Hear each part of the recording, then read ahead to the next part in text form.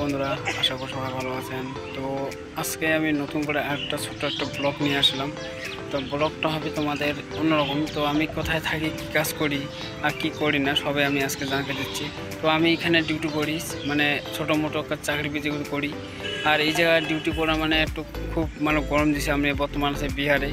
আর বিহারটা জানতে, বিহারে এত গরম পড়ে মানে ভাবা মুশকিল। আর এখানে কি কাজ হচ্ছে চলো তোমাদেরকে দেখাচ্ছি। আর এখানে থাকার জায়গাটা কীরকম, আর এখানে আবহাওয়াটা কীরকম।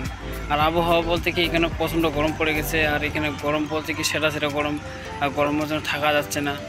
এটা পুরো ঘেমে একদম পুরো হয়ে গেছে। আমি দেখো পুরো জল বের হয়ে গেছে আমাদের। চলো ব্যাকগ্রাউন্ডটা দেখাচ্ছি। ভিডিওটা ভালো লাগলে এখন লাইক আর শেয়ার করে দিবেন, ঠিক আছে। এই যে কাজ হচ্ছে 4 লাইনের কাজ, রাস্তার কাজ এগুলা। এই রাস্তার কাছে এই যে দুটো জিনিস দেখছেন, এইগুলো এখন সব পাইলিং করতেছে। আর এই পাইলিংগুলো করছে, এখানে একটা ব্রিজ হবে, সেই ব্রিজের জন্য পাইলিং হচ্ছে।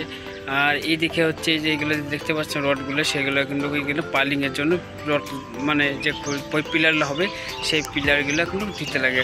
আর আমাদের ডিউটি হচ্ছে কিন্তু এই যে সব জিনিস যে আছে এগুলো পড়ে আছে, লোহা রড আর এই যে রড টডগুলো পড়ে আছে, এইসব জিনিস দেখার জন্য আমাদেরকে পাহারা দিতে হয়, মানে যাই হোক পাহারাদার বলে।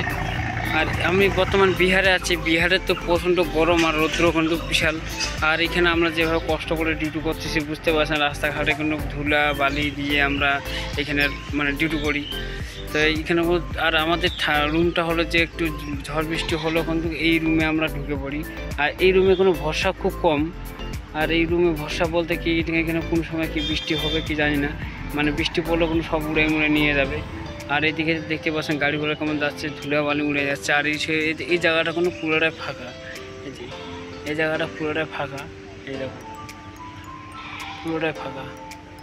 আর এইখানে কয়েকটা ওই যে অনেকগুলো কটা লোক আছে, তারা সবাই এখানে আম খাচ্ছে বসে গাছের ছাওয়ার মধ্যে ওরা রেস করতেছে।